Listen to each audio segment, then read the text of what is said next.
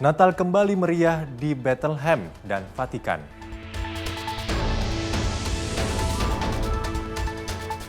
Pemerintah cabut izin sawit dan kayu.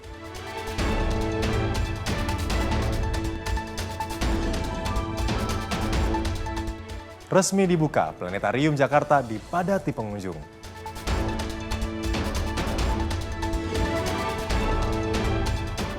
Gereja Suriah rayakan Natal usai serangan mematikan.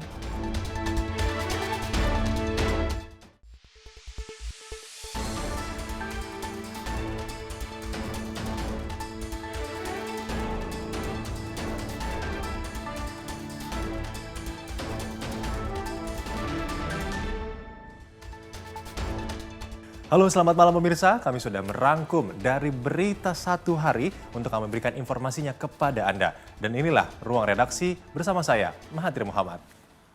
3 dari puluhan pelaku pembakaran Mapolsek Muara Batang Gadis, Kabupaten Mandailing, Natal, Sumatera Utara berhasil ditangkap petugas.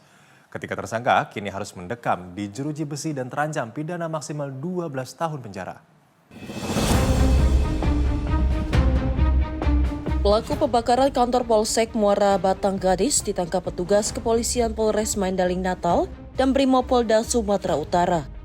Ketiganya diduga terlibat aksi pembakaran dan pengrusakan kantor Polsek yang dilakukan bersama puluhan warga Muara Batang Gadis lainnya. Selain ketiga pelaku, polisi juga hingga kini masih melakukan pencarian terhadap puluhan tersangka lain yang ikut terlibat dalam pembakaran kantor Polsek tersebut. Ketiga pelaku diketahui berperan dalam aksi pembakaran kantor Polsek Muara Batang Gadis. Selain melakukan pembakaran, mereka juga terlibat dalam aksi penjarahan barang dan beras bantuan yang ada di Polsek tersebut. Sebelumnya, Mapolsek Muara Batang Gadis dibakar massa akibat adanya isu tangkap lepas orang bandar narkoba yang dilakukan pihak kepolisian.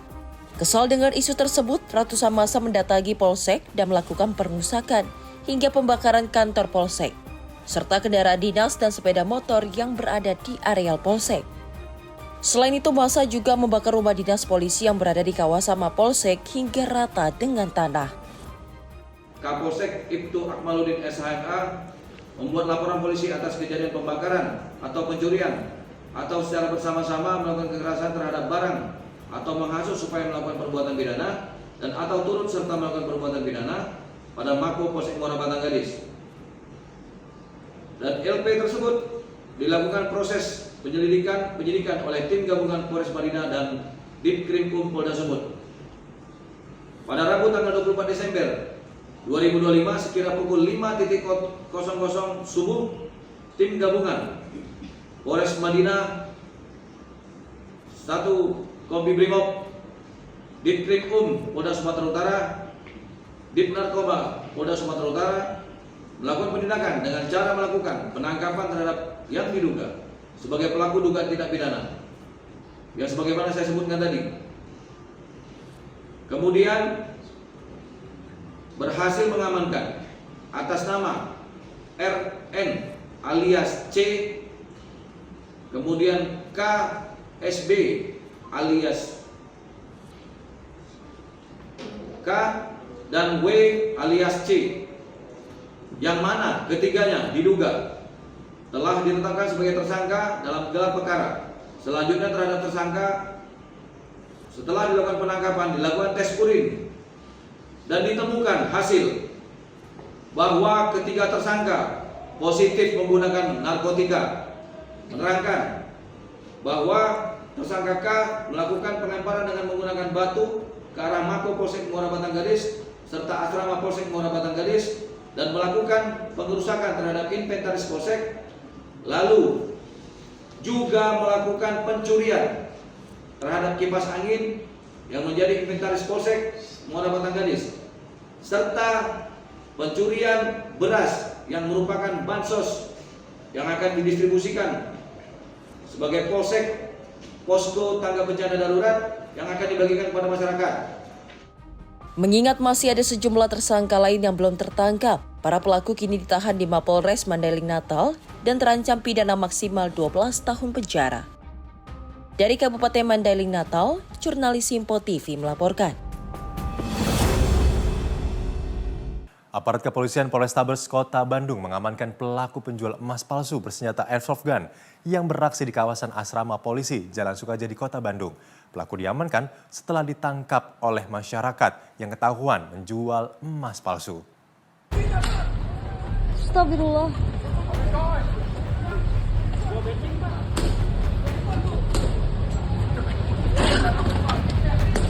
Pak, tolongin Pak. Pelaku berinisial HU hanya tertunduk lesu saat digelandang aparat kepolisian dari Satuan Reserse Kriminal Polrestabes Kota Bandung di Mapolrestabes Bandung pada Kamis 25 Desember 2025 sore. Pelaku diamankan bersama barang bukti, jaket ojol, sepeda motor, dan pistol airsoft gun yang digunakan pelaku saat beraksi. Pelaku disangka menjual emas palsu kepada penjual emas di pinggir jalan dengan menawarkan harga 7 juta rupiah. Namun aksi pelaku gagal karena diketahui emas yang dijualnya palsu. Korban bersama warga mengejar pelaku dan berhasil menangkapnya, meskipun pelaku menembakkan pistol airsoft gun kepada korban dan warga. Aksi penangkapan pelaku ini viral di media sosial. Kapolrestabes Bandung Kombes Pol Budi Sartono mengungkapkan pelaku beserta istrinya yang merupakan warga Pekalongan melakukan penipuan tersebut karena kehabisan uang saat berlibur di Kota Bandung. Jadi kejadiannya itu pada hari Rabu tanggal 24 Desember. Jadi pada saat itu tersangka di belakang saya atas nama HJ itu dengan istrinya menjual emas di toko ataupun pedagang emas di pinggir jalan dengan menawarkan dengan harga 7 juta. Tapi ditawar oleh pedagang emas dengan harga 5 juta. Sebelumnya memang dilakukan pengecekan untuk apakah keaslian emas tersebut oleh pedagang emas tersebut dengan alat yang dipunyai oleh pedagang emas tersebut. Pada saat dilakukan pengecekan terlihat asli, dilakukan pengecekan kedua juga katanya terlihat asli sehingga diberikan uang sebesar 5 juta rupiah. Kemudian pada saat tersangka pergi, dicek kembali oleh pedagang tersebut, ternyata diduga emas tersebut adalah palsu, sehingga dilakukan pengejaran oleh pedagang emas tersebut dan tidak jauh dilakukan pengejaran, makanya tersangka sedikit kaget dan pada saat tidak jauh dari TKP, tepatnya di depan asrama Pos Aspol Sukajadi, terjadi ketangkap dan terjadi cekcok mulut dengan korban dan lain-lain. Dan ternyata setelah cekcok tersebut dari tersangka mengeluarkan airsoft gun dan melakukan penembakan kepada korban. Karena ada penembakan, akhirnya dibantu oleh warga sekitar dan akhirnya bisa diamankan tersangka di belakang saya. Kemudian kita bawa ke Polsek Sukajadi dan diperiksa lebih lanjut oleh jajaran Polsek Sukajadi. Untuk penerapan pasal, kami cukup banyak menerapkan pasal karena di situ ada beberapa tindak pidana. Yang pertama adalah penipuan, karena di situ ada penipuan emas yang bilang emas ternyata bukan emas. Kemudian pasal penganiayaan, kemudian pasal undang-undang darurat karena memiliki senjata tanpa izin, lain-lain. Aksi nekat pelaku ini dilakukan agar bisa membayar penginapan dan airsoft gun yang digunakan ya baru dimiliki selama 6 bulan. Daerah mana mas motornya mas? Masuknya dari mana sih? Lewat itu sih Pak, udah aplikasi, kurang paham aja sih. Cuma nyari yang harga murah aja. Itu udah direncanakan melakukan aksi itu mas? Enggak, cuma liburan aja sih. Tadinya rencana kan pas libur. Udah jaket online, terus udah bawa airsoft gun, itu buat apaan mas? Enggak, airsoft kan tadinya udah ada sih, udah sekitar 6 bulanan sih di saya itu. Iya, enggak maksudnya jaga-jaga aja sih. Jaga-jaga dari mana nih apa? Iya, jaga-jaga. Emang dari Pekalongan ke Bandung naik apaan? Naik kereta. Naik kereta. Bukan rencananya liburan atau gimana? Liburan. Berapa hari rencananya? Kemarin booking hotel 3 hari sih. Udah berapa kali mas jual emas Baru palsu gini? Atas perbuatannya, polisi menjerat pelaku dengan pasal 378 KUHP 170 dengan ancaman pidana di atas 5 tahun penjara. Dari Bandung, Jawa Barat, jurnalis Simpo TV melaporkan. Nekat nyambi berjualan sabu, seorang pedagang sate di kota Metro Lampung diciduk polisi bersama sahabat karibnya. Dari tangan kedua tersangka, polisi menyita total 26 paket sabu-sabu siap edar. Nih, mana lagi deh? Udah itu Nanti rame loh. Tim Kobra Satres Narkoba Polres Kota Metro Lampung mengamankan seorang pedagang sate berinisial OR di wilayah Kelurahan Metro, Kecamatan Metro Pusat. Tersangka ditangkap karena diduga menjadi pengedar sabu. Dalam penangkapan ini, petugas menemukan 5 paket kecil sabu dengan berat lebih dari 1 gram. Dari hasil interogasi, petugas kemudian melakukan pengembangan dan kembali mengamankan seorang pria berinisial NO yang diketahui merupakan sahabat sekaligus bandar sabu dari tersangka OR. Dalam penggerbekan NO, petugas menyita 21 paket kecil sabu-sabu, sehingga total barang bukti sabu yang diamankan dari kedua tersangka mencapai 26 paket siap edar.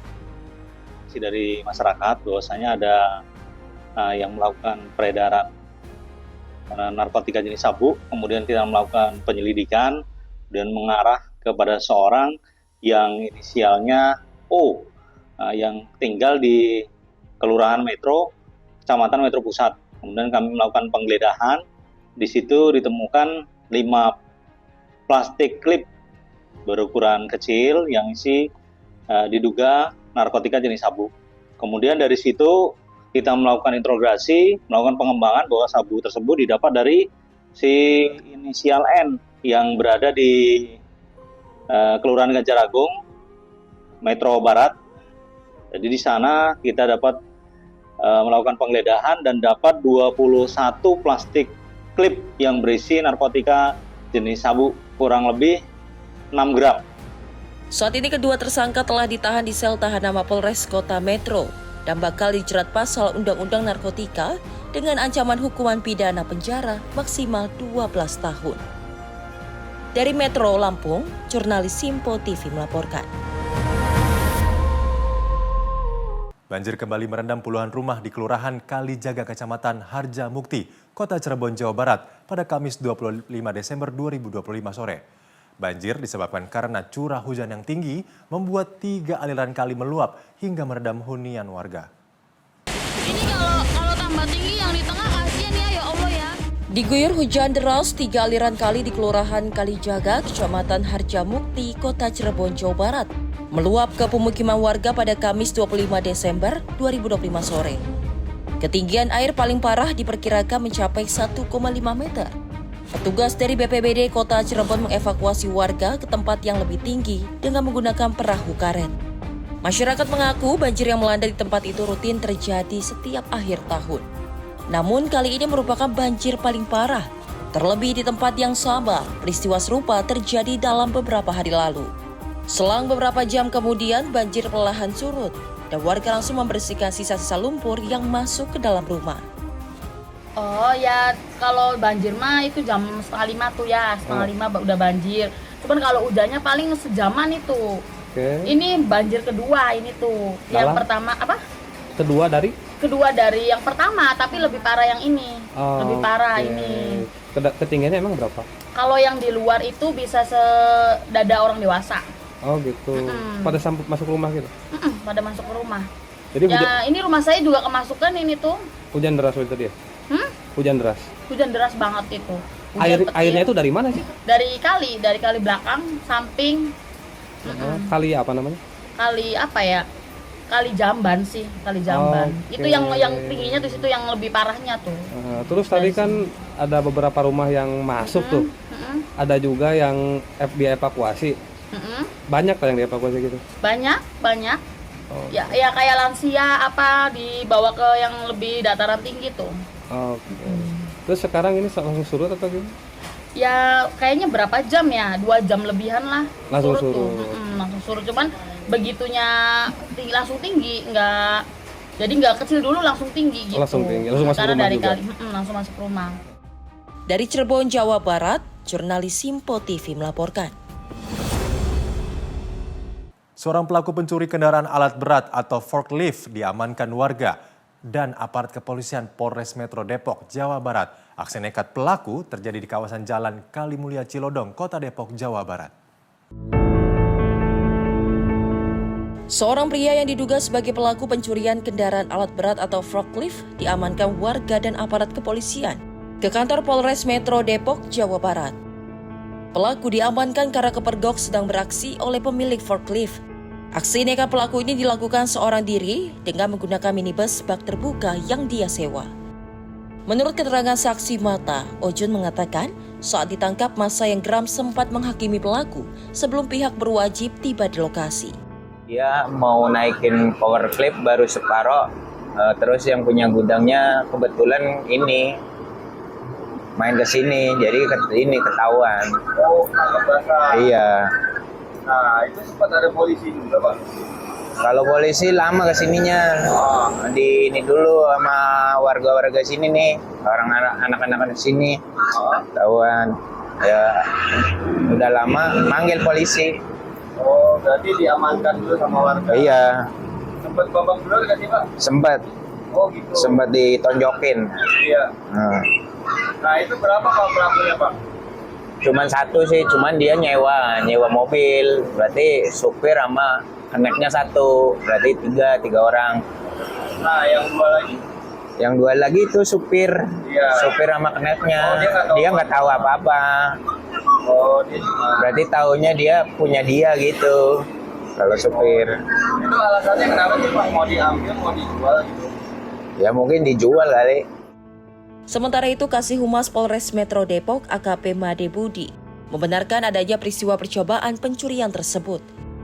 Ia mengatakan bahwa pelaku berdalih membawa kendaraan forklift tersebut untuk diservis atau diperbaiki. Ya, memang kita dapat informasi dan dapat laporan bahwa memang ada satu pelaku yang diamankan oleh warga tertangkap tangan ketika pelaku tersebut seolah-olah dia mendatangi forklift yang pada saat itu terparkir dengan alasan bahwa pelaku mengatakan forklift akan diservis. Ketika ketahuan dengan pemiliknya ataupun korban datang menemui pelaku dan ditanya, beralasan bahwa pelaku akan melakukan servis yang disuruh oleh rekannya di Jakarta. Padahal kenyataannya korban tidak pernah meminta siapapun untuk melakukan servis terhadap forklift miliknya. Kemudian setelah tertangkap tangan tersebut, kemudian korban mencoba untuk berteriak meminta bantuan warga lainnya, kemudian warga lainnya datang dan seketika itu juga pelaku dapat diamankan oleh warga. Pelaku sendiri? Ya, saat itu pelaku seorang diri dan sudah berhasil diamankan. Dia sempat katanya nyewa mobil bak bersama dua orang lainnya, itu bagaimana sih Pak Mada tanggapannya? Ya, sesuai informasi yang didapat memang seperti itu, namun tentunya akan ada pengembangan lebih lanjut terkait kasus tersebut. Jadi baru satu dari pelaku yang berhasil kami amankan. Kini pelaku sudah berhasil diamankan pihak kepolisian dan dijerat dengan pasal pencurian. Sementara polisi masih melakukan pendalaman dan memeriksa beberapa saksi untuk mengetahui pasti motif pelaku pencurian tersebut. Dari Depok, Jawa Barat, jurnalis Simpo TV melaporkan. Kita beralih ke perayaan Natal kembali berlangsung meriah di Bethlehem setelah 2 tahun dibayangi Perang Gaza. Sementara itu di Vatikan, Paus Leo XIV memimpin misa malam Natal pertamanya di Basilika Santo Petrus. Ribuan warga dan peziarah memadati Manager Square di Bethlehem, tepi barat pada malam Natal. Suasana penuh sukacita ini menjadi tanda kembalinya perayaan Natal yang sempat ditiadakan selama 2 tahun akibat perang di Gaza. Pohon Natal raksasa kembali berdiri di alun-alun utama kota kelahiran Yesus Kristus tersebut. Pohon ini menggantikan simbol masa perang sebelumnya berupa patung bayi Yesus yang dikelilingi reruntuhan dan kawat berduri sebagai bentuk solidaritas terhadap penderitaan warga Gaza. Umat Kristen di Bethlehem menyambut perayaan ini sebagai harapan baru dan pemulihan spiritual setelah lama hidup dalam bayang-bayang konflik dan ketegangan kawasan. Sementara itu di Vatikan, Paus Leo XIV memimpin misa malam Natal pertamanya di Basilika Santo Petrus. Dalam homilinya, Paus pertama asal Amerika Serikat itu menekankan makna kerendahan hati dan kekuatan kasih dalam kisah kelahiran Yesus. Paus Leo XIV menyebut di tengah penderitaan kaum miskin dan tertindas, Tuhan menghadirkan sosok yang lemah sebagai sumber kekuatan untuk bangkit kembali. Perayaan Natal tahun ini pun menjadi simbol harapan dan perdamaian bagi umat Kristen di Tanah Suci maupun bagi dunia yang masih dilanda konflik. Tim redaksi Simpo TV melaporkan. Aktivis iklim dunia Greta Thunberg ditangkap polisi Inggris di London Pusat. Penangkapan terjadi saat Thunberg memberikan dukungan kepada aktivis pro-Palestina yang melakukan aksi mogok makan. Greta Thunberg ditangkap saat berada di tengah aksi unjuk rasa di kawasan City of London. Aksi ini merupakan bagian dari demonstrasi yang lebih besar terkait isu Palestina. Dalam protes tersebut, dua aktivis lain menyemprotkan cat merah di depan sebuah perusahaan asuransi. Kelompok Prisoners for Palestine menyebut perusahaan itu ditargetkan karena diduga memiliki kaitan dengan perusahaan pertahanan Israel. Polisi City of London mengatakan seorang pria dan seorang perempuan ditangkap atas dugaan perusakan properti. Seorang perempuan lain juga ditahan atas dugaan mendukung organisasi terlarang. Hingga saat ini polisi belum menyebutkan identitas para terduga sesuai prosedur hukum Inggris. 8 anggota kelompok Palestine Action saat ini melakukan mogok makan. Mereka memprotes penahanan tanpa jaminan sambil menunggu persidangan atas berbagai tuduhan terkait aksi sebelumnya. Dua peserta mogok makan dikabarkan telah menjalani aksi tersebut selama 52 hari. Kelompok pendukung menyebut kondisi mereka memasuki tahap kritis. Pemerintah Inggris menegaskan tidak akan mencampuri proses hukum. Menurutnya, keputusan terkait penahanan dan jaminan sepenuhnya menjadi wewenang pengadilan. Greta Thunberg sebelumnya juga pernah berhadapan dengan hukum. Pada Februari 2024, ia dibebaskan dari tuduhan menolak perintah polisi dalam aksi protes konferensi industri energi. Aktivis asal Swedia tersebut dikenal sering melakukan aksi pembangkangan sipil dan telah beberapa kali didenda di Swedia maupun Inggris. Tim redaksi Simpo TV melaporkan. Pasukan Israel merobohkan sebuah gedung hunian di Yerusalem Timur. Pembongkaran terjadi di kawasan Wadi Kadum, Ras Al-Amud, kota Silwan.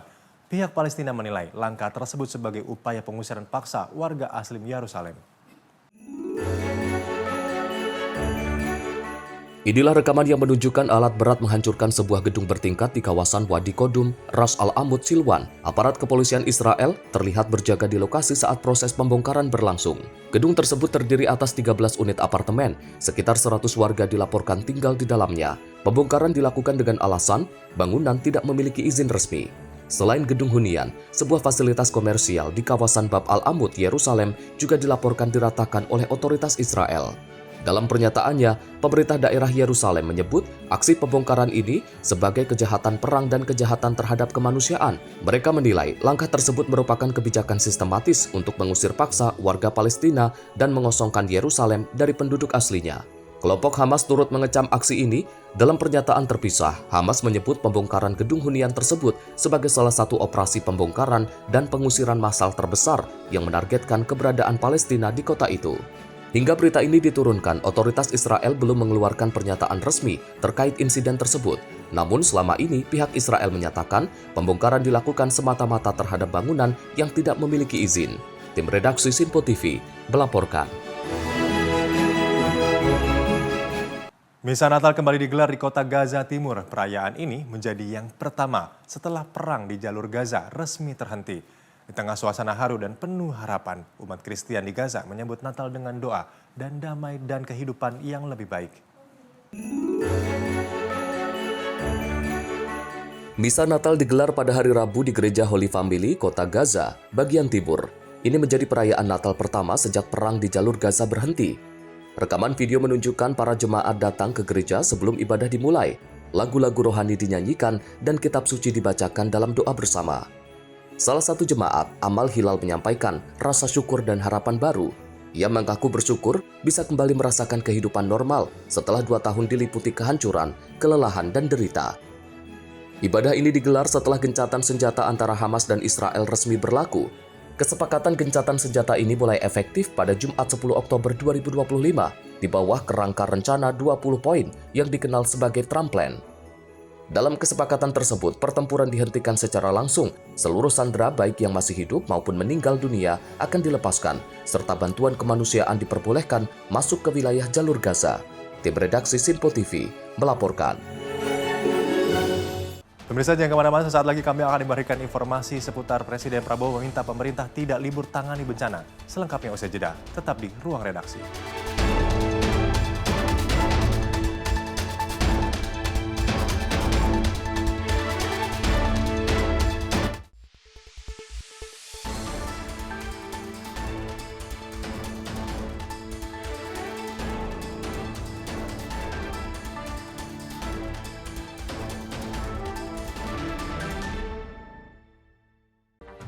Rangkaian peristiwa penting kami hadirkan untuk menemani sore hari Anda. Regulasi penyiaran yang dinilai peringatan Bastille Day di Play. Pramono menegaskan Pemprov DKI dalam keadaan selamat di atas. Mengabarkan berita yang relevan dengan kondisi hari ini sebagai rujukan informasi menjelang malam tiba. Yang menyelundupkan kokain yang Menteri Pertanian menyampaikan tindak pidana perampokan dan pembunuhan. Lakukan langkah pengawasan secara langsung. Jangan lewatkan dalam Menyapa Indonesia Petang. Setiap hari hanya di Sinpo TV.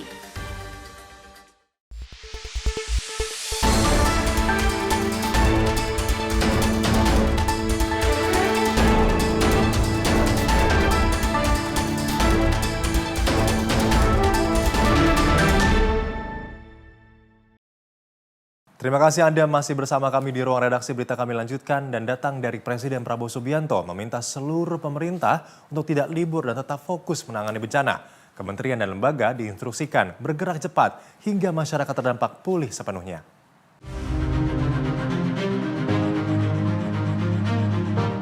Dalam konferensi pers di Banda Aceh pada Kamis 25 Desember, Menteri Koordinator Bidang Pembangunan Manusia dan Kebudayaan, Pratikno menyampaikan perintah Presiden Prabowo Subianto agar seluruh kementerian dan lembaga bekerja tanpa henti dalam penanganan bencana di Aceh, Sumatera Utara, dan Sumatera Barat. Tujuannya memastikan kehidupan masyarakat terdampak benar-benar pulih.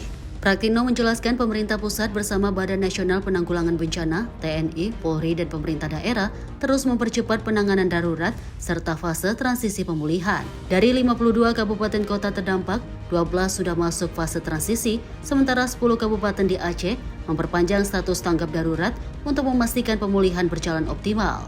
Semua terus bekerja tanpa henti, mengerahkan seluruh sumber daya nasional untuk percepatan penanganan bencana di Aceh, di Sumatera Utara, dan di Sumatera Barat, sampai kehidupan dan penghidupan masyarakat bisa dipulihkan. Kita semua, para relawan, personel TNI dan Polri, petugas kesehatan, petugas PLN, Bulog, Pertamina, seluruh jajaran pemerintah daerah, dari provinsi, kabupaten, kota, sampai tingkat desa, yang bekerja keras bergotong royong di lapangan untuk terus memulihkan Sumatera. Fokus kita jelas, keselamatan, kebutuhan dasar harus segera terpenuhi, dan pemulihan dipercepat secepat-cepatnya. Alhamdulillah berkat gotong royong kita semua, dari 12 kabupaten kota di 52 kabupaten kota di 3 provinsi, statusnya sudah masuk ke transisi ke fase pemulihan. Mohon maaf ini. Meskipun demikian, di Provinsi Aceh masih ada 11 kabupaten yang akan memperpanjang status tanggap darurat, tapi saat ini masih dibahas. Semua ini dilakukan untuk memastikan upaya tanggap darurat yang dibutuhkan oleh warga bisa terlaksana dengan maksimal, dan agar daerah benar-benar siap masuk ke fase pemulihan. Terkait distribusi bantuan, stok logistik memadai, berlimpah di beberapa titik utama, dan terus diupayakan untuk sampai menjangkau di seluruh desa-desa yang terisolir. Ini dilakukan baik melalui jalan darat, jalan udara, dan ini upayanya luar biasa, masuk menjangkau desa-desa yang terisolir. Dan saya mengajak seluruh jajaran pemerintah dan mengharapkan dukungan dari seluruh warga negara Indonesia untuk bersama-sama segera memulihkan kehidupan dan penghidupan warga Provinsi Aceh, Sumatera Utara, dan Sumatera Barat. Selain itu, pemerintah mempercepat pembangunan hunian sementara dan tetap bagi warga terdampak, serta menyalurkan bantuan melalui jalur darat, udara, dan laut, termasuk ke daerah yang masih terisolasi. Dalam momentum Natal 2025, Pratikno mengajak seluruh elemen bangsa untuk bahu-membahu membantu masyarakat terdampak agar proses pemulihan berlangsung cepat dan tepat sasaran. Tim redaksi Sinpo TV melaporkan. Pemerintah mencabut izin perkebunan sawit dan pemanfaatan kayu untuk memperketat tata kelola sumber daya alam. Langkah ini dilakukan guna mencegah kerusakan lingkungan dan mengurangi resiko bencana. Pasca 1 bulan banjir dan longsor yang melanda Sumatera Barat, Aceh, dan Sumatera Utara, pemerintah menegaskan perlunya perbaikan menyeluruh dalam pengelolaan sumber daya alam untuk mencegah bencana serupa terjadi kembali. Menteri Koordinator Bidang Pembangunan Manusia dan Kebudayaan Pratikno menyampaikan hal ini dalam press update penanganan bencana di Banda Aceh pada Kamis 25 Desember usai meninjau langsung lokasi terdampak. Pemerintah pusat mengambil langkah tegas dengan menata ulang pengelolaan hutan dan sumber daya alam di Pulau Sumatera, termasuk mencabut izin usaha skala besar yang berpotensi merusak lingkungan. Selain sektor kehutanan, aktivitas pertambangan yang beresiko terhadap lingkungan juga ditindak dengan 5 perusahaan tambang besar disegel. Pratikno menegaskan langkah penegakan hukum ini sebagai sinyal bahwa pemerintah tidak lagi mentolerir praktik usaha yang mengabaikan keselamatan masyarakat dan kelestarian lingkungan. Pemerintah pusat dalam hal ini Menteri Kehutanan telah mencabut izin pemanfaatan lahan dalam skala besar, termasuk jutaan hektar izin perkebunan sawit dan izin pemanfaatan kayu hasil hutan. 5 perusahaan tambang besar yang dianggap berisiko memicu kerusakan lingkungan. Ini adalah sikap tegas pemerintah bahwa ke depan kita harus menjadi lebih baik. Kebijakan ini sejalan dengan arahan Presiden Prabowo Subianto agar penanganan pasca bencana tidak hanya fokus pada pemulihan fisik, tetapi juga pada pengelolaan sumber daya yang berkelanjutan. Tim redaksi Sinpo TV melaporkan. Tim tanggap darurat Kementerian PU bergerak cepat menyalurkan distribusi air bersih dengan mengirim sejumlah truk tangki air ke beberapa lokasi yang paling terdampak di Kota Padang, Sumatera Barat. Warga di Kota Padang akhirnya bisa menikmati air bersih dari hidran umum yang disediakan Kementerian Pekerjaan Umum. Bermodal wadah seperti ember, jerigen, puluhan warga dengan tertib menunggu antrian untuk mendapatkan air bersih dari hidran umum. Salah satu lokasi yang terus mendapatkan pasokan air bersih akibat saluran perpipaan air rusak diterjang banjir adalah Desa Surya Gadang, Kecamatan Nanggalo, Kota Padang, Sumatera Barat.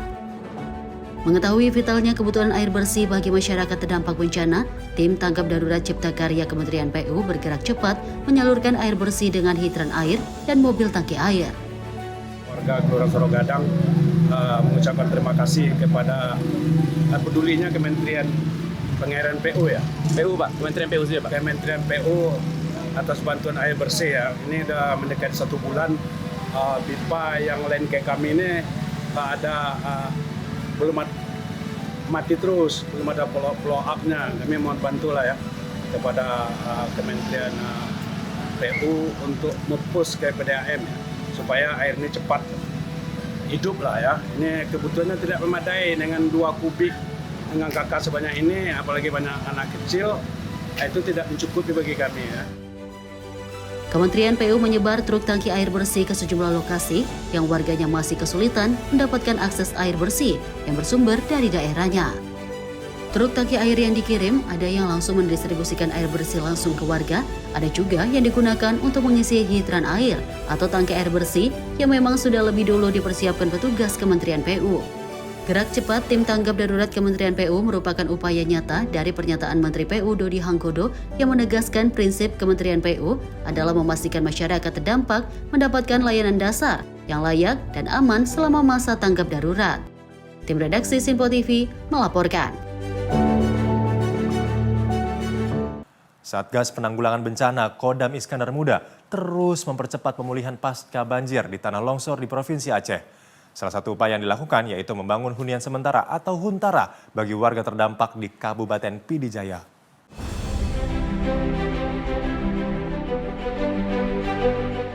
Satgas Gulbencal Kodam Iskandar Muda bersama pemerintah pusat dan daerah melaksanakan pembangunan hunian sementara bagi korban banjir dan tanah longsor di Kabupaten PD Jaya Aceh. Pembangunan huntara ditujukan untuk memberikan tempat tinggal sementara yang layak, aman, dan manusiawi selama masa transisi sebelum hunian tetap dibangun. Huntara dibangun dengan konsep cepat bangun menggunakan rangka baja ringan, dinding papan semen, lantai multiplek, serta atap sikalum. Selain unit tempat tinggal, fasilitas pendukung juga disiapkan, seperti dapur umum, sanitasi, dan tempat ibadah. 1 unit huntara kopel dibangun untuk 5 kepala keluarga, dengan progres pembangunan telah mencapai sekitar 50%. Adapun proses pembangunan dilakukan oleh personil gabungan Yonzipur 16 dan Zeni Kodam Iskandar Muda. Huntara diprioritaskan bagi warga dengan rumah rusak berat, hilang, atau berada di wilayah rawan bencana. Tim redaksi Simpo TV melaporkan.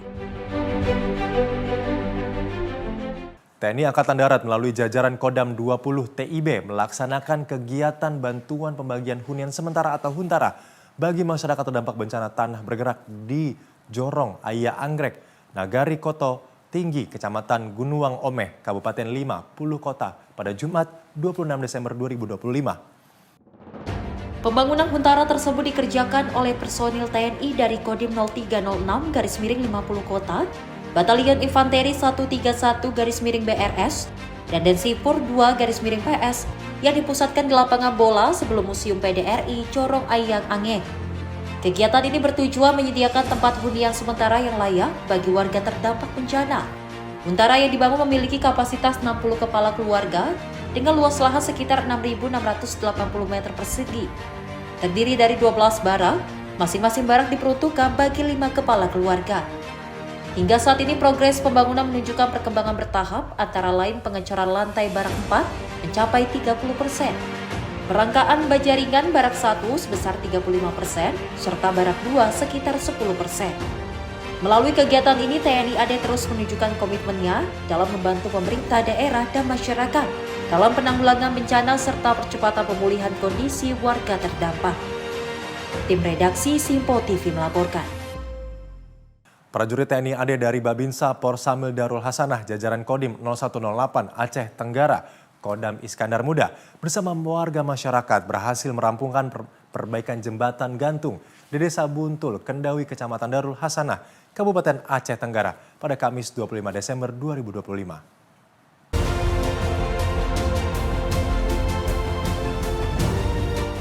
Jembatan gantung tersebut merupakan akses vital yang menghubungkan Kecamatan Darul Hasanah dengan Kecamatan Ketambi. Sebelumnya, kondisi jembatan mengalami kerusakan dan berpotensi menghambat mobilitas warga, terutama untuk aktivitas ekonomi, akses ke kebun, pasar, serta sarana pendidikan. Dan Pos Rambil Darul Hasanah, Peltu Dedi Cahyadi menyampaikan bahwa perbaikan jembatan dilakukan secara gotong royong sebagai wujud kemanunggalan TNI dengan rakyat. Perbaikan dipercepat dengan memanfaatkan masa libur sekolah agar saat aktivitas masyarakat kembali normal, jembatan sudah dapat digunakan secara aman. Alhamdulillah hari ini tanggal 24 Desember 2025 jembatan gantung penghubung Desa Buntul Kendawi Kecamatan Darul Hasanah dan Desa Penungkunan Kecamatan Ketambi telah selesai kami laksanakan dengan bergotong royong antara personil Kodim 0108 Agara dengan masyarakat. Alhamdulillah saat ini jembatan telah rampung. Mengingat jembatan ini merupakan akses yang sangat vital bagi masyarakat. Jembatan ini merupakan penghubung baik di bidang perekonomian anak-anak sekolah. Harapan kepada masyarakat ke depannya supaya masyarakat bisa merawat dan menjaga jembatan ini untuk nanti lewat secara bergantian. Jangan berdesak-desaan, kalau bisa satu-satu kendaraan roda 2. Jembatan gantung sepanjang kurang lebih 200 meter dengan lebar sekitar 1,20 meter kini sudah dapat dilalui kendaraan roda 2 dan pejalan kaki, sehingga mempermudah aktivitas warga Desa Buntul Kendawi dan Desa Penungkunen. Salah seorang warga setempat menyampaikan apresiasi dan terima kasih kepada prajurit TNI yang telah membantu tanpa pamrih. Menurutnya, kehadiran Babinsa sangat dirasakan manfaatnya oleh masyarakat dalam mengatasi kesulitan di wilayahnya. Melalui kegiatan ini, TNI AD kembali menegaskan komitmennya untuk selalu hadir di tengah masyarakat, membantu mengatasi kesulitan rakyat serta mendukung percepatan pembangunan dan peningkatan kesejahteraan di wilayah pedesaan. Tim redaksi Sinpo TV melaporkan.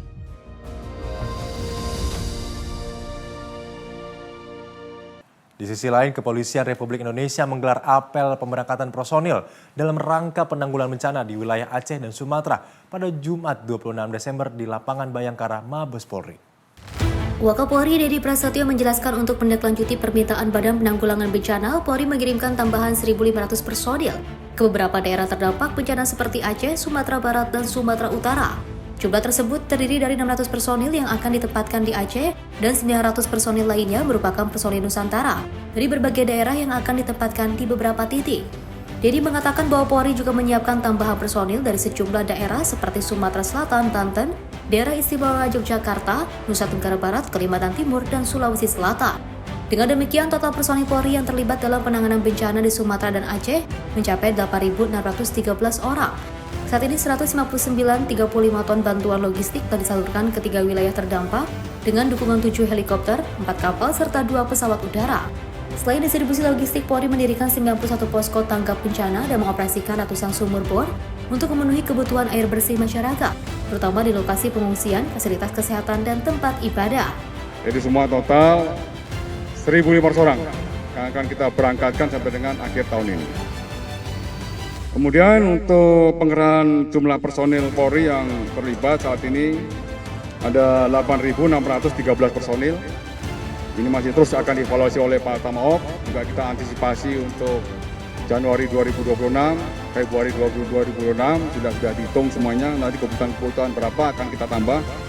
Data ini akan juga nanti akan kita update kembali. Ada 159,35 ton bantuan yang sudah terdistribusikan ke Aceh, Sumut, dan Sumbar.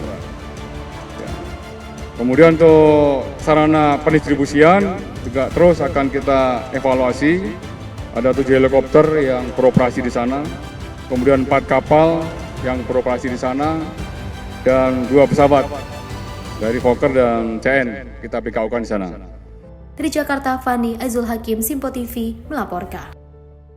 Basarnas bersama TNI dan Polri terus memasifkan pengiriman logistik melalui jalur udara ke sejumlah desa-desa yang masih terisolir akibat akses jalan terputus di Kabupaten Tapanuli Tengah, Sumatera Utara. Pengiriman logistik melalui helikopter ini dilakukan agar masyarakat di wilayah terdampak tidak mengalami kesulitan mendapatkan bahan makanan dan kebutuhan pokok, mengingat akses darat belum bisa dilalui kendaraan.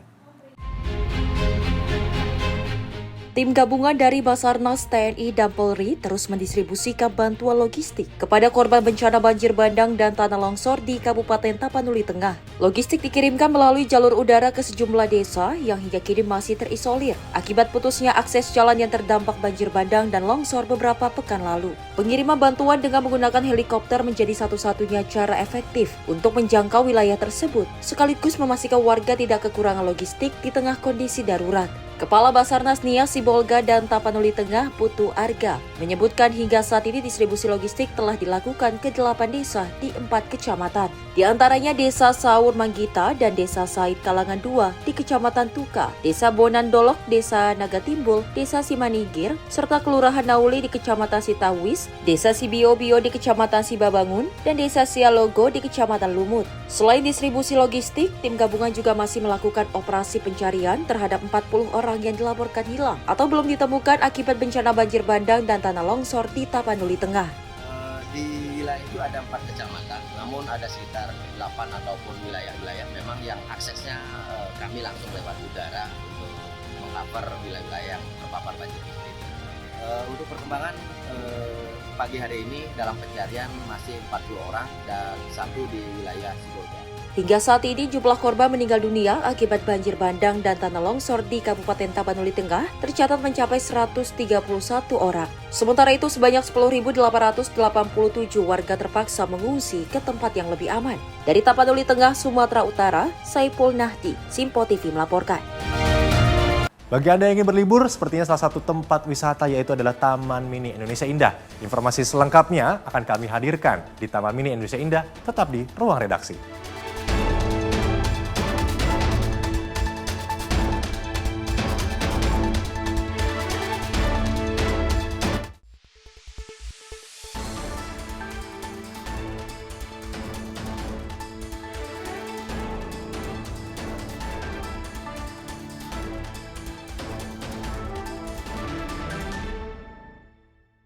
Halo pemirsa setia Sinpo TV di area Jabodetabek.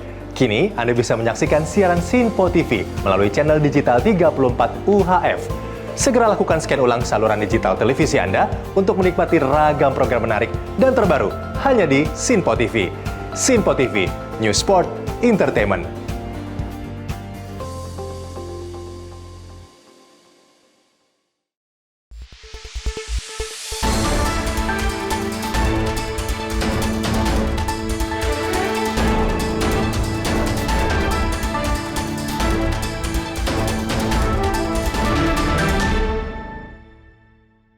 Ya, di momen libur Nataru ini, di Taman Mini Indonesia Indah siap menyuguhkan rangkaian program yang berfokus pada pengalaman penuh makna. Berbagai destinasi wisata Nusantara siap memanjakan mata para pengunjung yang menghabiskan waktu libur bersama keluarga tercinta di Taman Mini Indonesia Indah. Ya baik pemirsa, untuk Anda yang masih bingung untuk menghabiskan waktu libur akhir tahun 2025 dalam rangka perayaan Hari Natal dan Tahun Baru, kali ini saya akan mencoba menjawab dari kebingungan Anda, yaitu kali ini saya menikmati salah satu fasilitas yang ada di tempat wisata Taman Mini Indonesia Indah Jakarta, di mana saya menikmati kereta gantung yang menjadi salah satu fasilitas Taman Mini Indonesia Jakarta yang hanya merogoh kocek untuk per orangnya 60.000 saja. Dan Anda bisa merasakan dari atas melihat berbagai rumah adat yang ada di Taman Mini Indonesia dari Sumatera Barat, Sumatera Utara, Aceh, hingga Riau. Dan untuk pemirsa, kali ini Taman Mini ini sendiri mengangkat tema yaitu hadiah dari jelajah budaya adalah kisah penuh makna, di mana Taman Mini ini sendiri menghadirkan berbagai puluhan UMKM yang nantinya dapat memanjakan lidah para pengunjung dengan makanan khas Nusantara serta dengan rempah-rempah Indonesia. Dan pemirsa, tidak hanya itu saja, diprediksi di mana per siang kali ini tercatat 10.000 pengunjung sudah memadati Taman Mini Indonesia Jakarta, dan nantinya diprediksi akan meningkat seiring waktunya berjalan dari sore menuju malam hari, di mana juga beberapa fasilitas ataupun beberapa event seperti festival dihadirkan dalam perayaan Natal dan Tahun Baru, khususnya di Taman Mini Indonesia Indah Jakarta. Kali ini saya akan memperlihatkan kepada pemirsa di rumah bagaimana suasana dari atas. Anda bisa melihat secara langsung berbagai rumah adat yang Anda bisa saksikan di atas melalui kereta gantung yang ada di Taman Mini Indonesia Jakarta. Berbagai rumah adat disediakan. Anda bisa melihat dari rumah adat Jawa, Sumatera Utara, Sumatera Barat, dan beberapa daerah lainnya. Anda tidak perlu capek-capek lagi untuk harus keliling Indonesia. Hanya di Taman Mini Indonesia saja Anda sudah bisa menikmati serasa keliling Indonesia. Berbagai rumah adat bisa Anda saksikan secara langsung, bisa menyaksikan secara langsung dengan datang ke tempatnya langsung ataupun melalui kereta gantung ini sendiri. Dan pemirsa, agenda utama Taman Mini Indonesia ini yaitu merupakan Sorak-Sorai Festival 2.0. Ini yang nantinya akan dihadirkan pada tanggal 18 Desember hingga 4 Januari 2026. Dan tidak hanya itu saja, festival ini juga nantinya menghadirkan sejumlah musisi papan atas seperti Slank, Bara Suara, dan NDXAK yang terkenal dengan berasal dari Jawa. Sajian kuliner juga turut dihadirkan melalui puluhan UMKM. Dan pemirsa, juga tidak hanya itu saja, nantinya sore akan diadakan berbagai hingga menuju malam tari kecak yang biasanya memang identiknya Taman Mini ini sendiri menghadirkan pada hari weekend saja. Namun untuk khususnya perayaan Nataru kali ini akan dihadirkan di hari weekdays, yang dimana nantinya tari kecak yang akan menjadi salah satu favorit bagi para pengunjung untuk melihat secara langsung tanpa Anda harus ke Bali. Dan pemirsa, juga nantinya dari pihak pengelola Taman Mini Indonesia Jakarta juga menghadirkan berbagai instalasi seni tarian dan atraksi visual. Salah satunya Hutan Menyala, Dongeng Nusantara, yang dimana nantinya Anda bisa mengajarkan anak Anda sebagai edukasi tentang cerita-cerita rakyat. Dan nantinya juga pemirsa, bagi Anda yang masih bingung, Anda bisa saja langsung ke sini dari berbagai pengunjung Jabodetabek bahkan terlihat juga di luar Jabodetabek turut memadati Taman Mini Indonesia Indah Jakarta. Mungkin itu saja yang dapat saya sampaikan. Kali ini saya akan coba menikmati hal-hal yang lain yang ada Taman Mini Indonesia ini. Ya, dari Jakarta, Farizal, Ahmad Amin, Simpo TV melaporkan. Kita beralih ke Polda Sumatera Utara hadir di tengah masyarakat terdampak bencana untuk mendukung perayaan Natal 2025 dan Tahun Baru 2026. Polri memastikan ibadah berjalan aman dan hikmat dengan menyalurkan bantuan serta memperkuat pengamanan.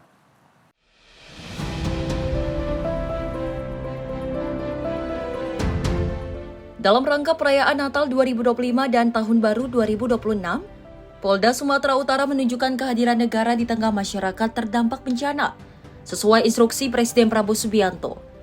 Sejumlah posko pengungsian juga difungsikan sementara sebagai tempat ibadah. Polri memperkuat pengamanan dan bantuan kemanusiaan untuk memastikan perayaan Natal berlangsung aman dan hikmat. Bantuan pangan, perlengkapan, kebersihan, peralatan bangunan, serta sarana pendukung ibadah disalurkan merata, terutama ke lokasi terdampak yang digunakan sebagai tempat ibadah. Selain itu, Polri turut menggelar ibadah bersama di beberapa gereja terdampak dengan melibatkan tokoh agama dalam koordinasi persiapan. Langkah ini menegaskan komitmen pemerintah untuk memastikan umat Kristiani dapat merayakan Natal dengan damai, sekaligus mempercepat pemulihan pasca bencana melalui pendekatan kemanusiaan. Tim redaksi Simpo TV melaporkan. Masih dalam libur Natal 2025 dan Tahun Baru 2026, pemerintah Provinsi Jawa Barat memutuskan mengambil langkah pembatasan dengan menghentikan sementara operasional angkutan kota di jalur puncak Kabupaten Bogor. Para supir diberikan kompensasi Rp200.000 selama 4 hari kebijakan ini berlaku.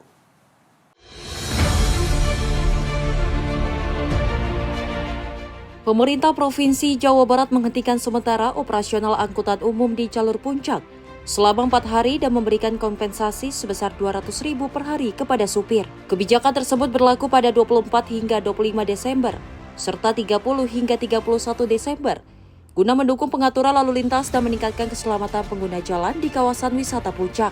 Kepala Bidang Lalu Lintas Dishub Kabupaten Bogor, Dadang Kosasi, saat ditemui antara pada Rabu 24 Desember mengatakan, pemberian kompensasi secara non-tunai melalui Bank Jabar Banten kepada penerima yang telah terdata dan diverifikasi.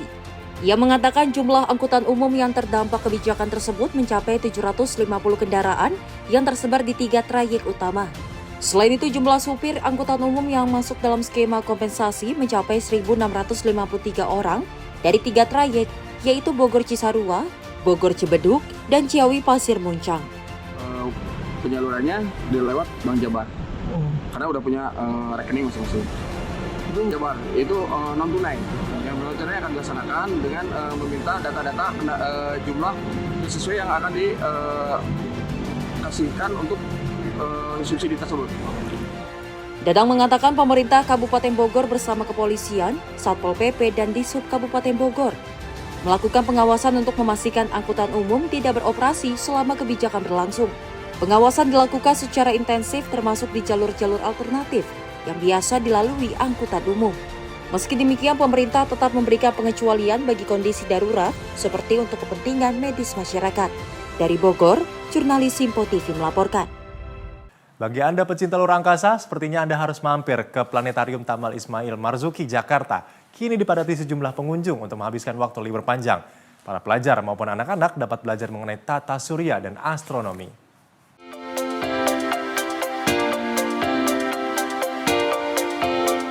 Gubernur dan Wakil Gubernur DKI Jakarta Pramono Anung dan Rano Karno resmi membuka planetarium di Taman Ismail Marzuki, Jakarta setelah 13 tahun tidak beroperasi.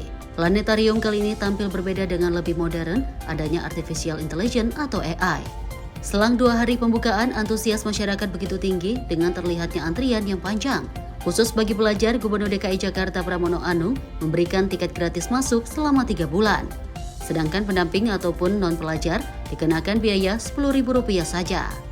Adapun jadwal penayangan ini perharinya terbagi 4 sesi, yakni jam 9, jam 11.30, jam 14.00, dan jam 16.00 waktu Indonesia Barat.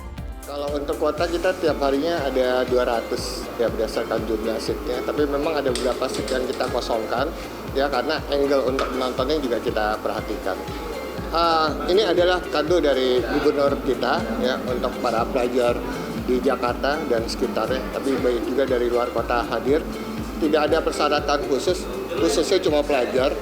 Dengan menunjukkan kartu pelajarnya atau KJP itu udah bisa untuk akses nonton di planetarium. Jadi itu free untuk semua pelajar.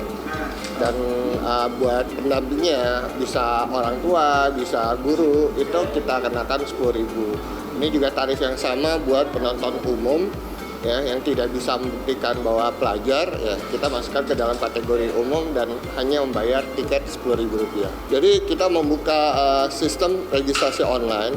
Syaratnya sangat mudah, cukup follow Instagram kita di tim.cikini. Ya, di situ banyak informasi terkait dengan planetarium, jadwal tonton, kemudian ada link untuk registrasi online-nya.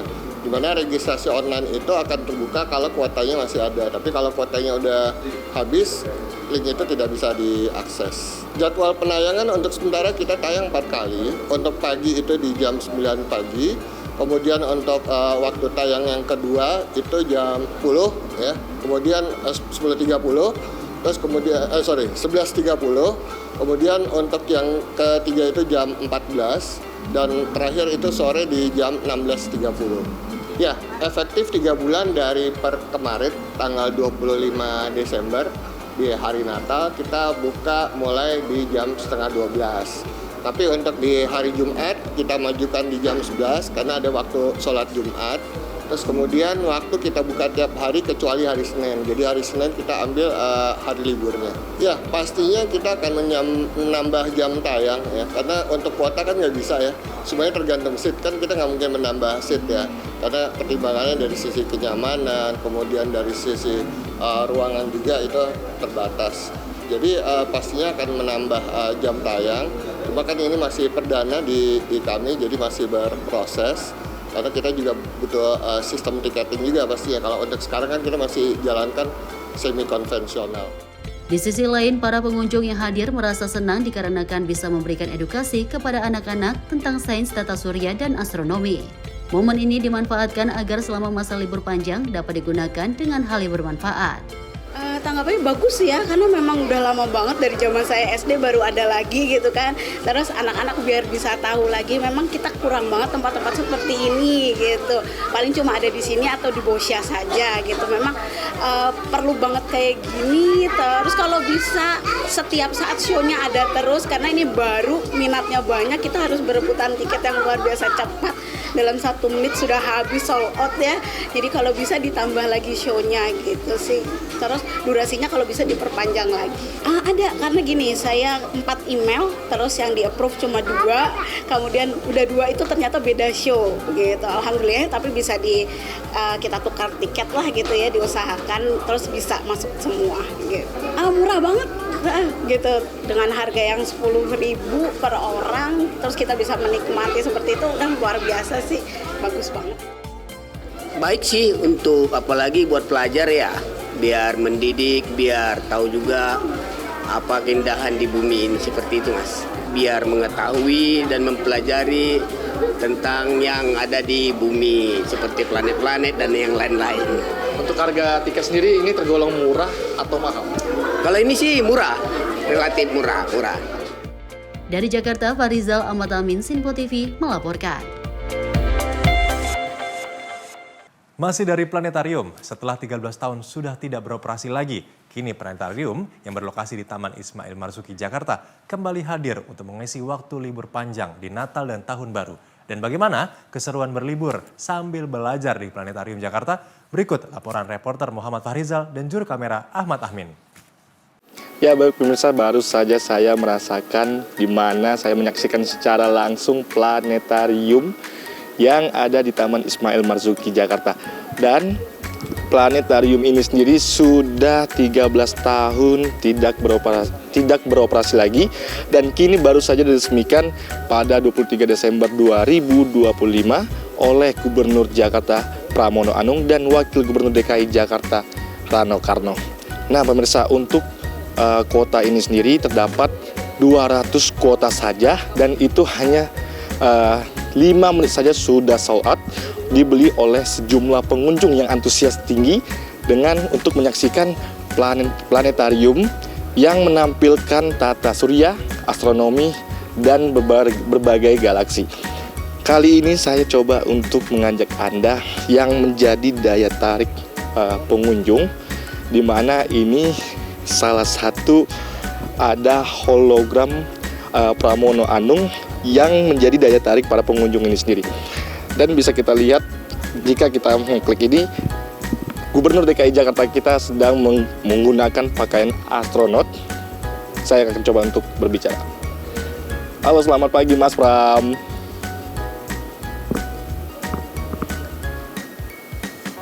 Halo, selamat pagi. Ada yang bisa saya bantu hari ini? Nah, itu dia.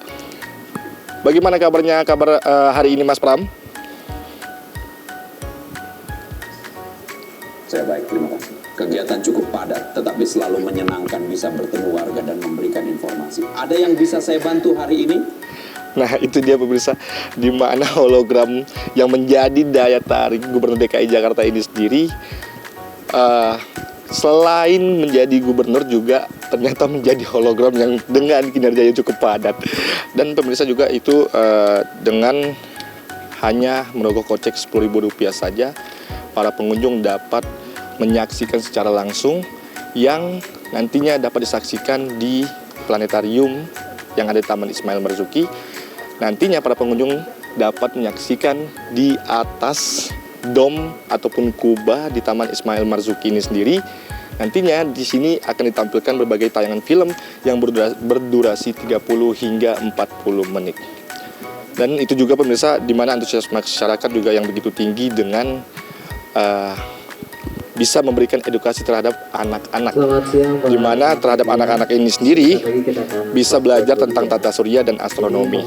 Dan khususnya bagi para pelajar ini sendiri digratiskan selama 3 bulan, dan untuk non pendamping atau pendamping ataupun non pelajar itu hanya dikenakan biaya sekitar Rp10.000 saja. Nah, untuk mengisi waktu luang sambil edukasi terhadap anak-anak, Taman Ismail Marzuki, tepatnya planetarium, menjadi pilihan tepat untuk mengisi liburan Nataru kali ini. Demikian dari informasi yang dapat kami sampaikan dari Jakarta, Farizal Ahmad Amin, Simpo TV melaporkan.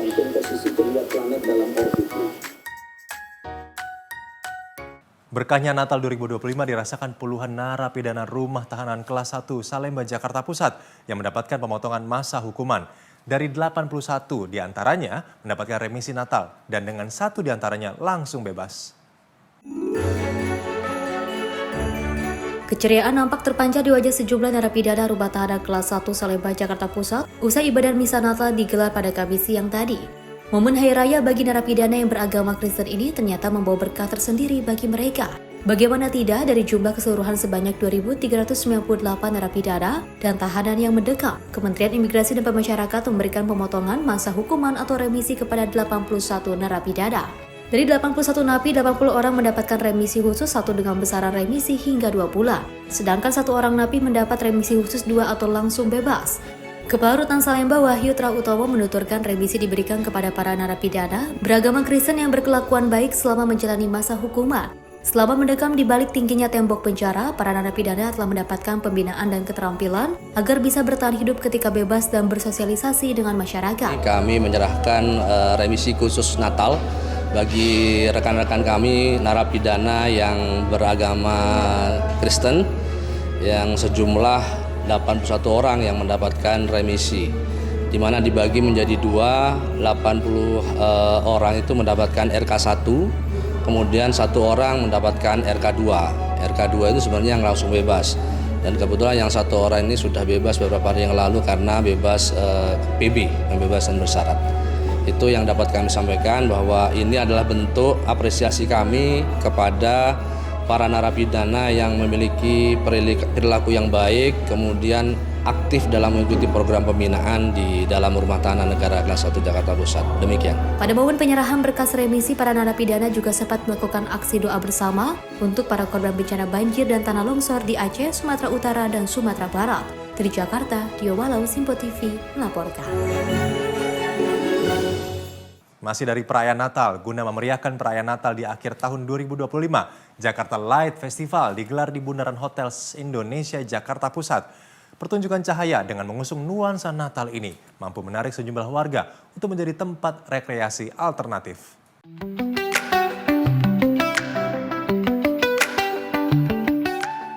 Gemerlap lampu dihadirkan dalam Jakarta Light Festival 2025 digelar di Bundaran Hotel Indonesia Jakarta Pusat. Dengan mengusung nuansa Natal, tatanan lampu dan instalasi cahaya yang dirancang khusus mampu menjadi magnet bagi warga untuk menikmati pengalaman visual suasana di malam Jakarta. Selain bisa berfoto bersama keluarga di gemerlapnya lampu dalam Festival Light 2025 ini, warga juga bisa menikmati live music.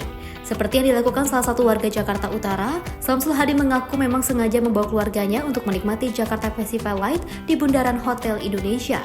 Selain bisa menikmati suasana malam, rekreasi alternatif ini dinilai hemat karena tidak dipungut biaya. Sama anak, istri, memang sengaja bang buat nikmatin festival ini? Iya, sengaja datang ke sini dari Ancol.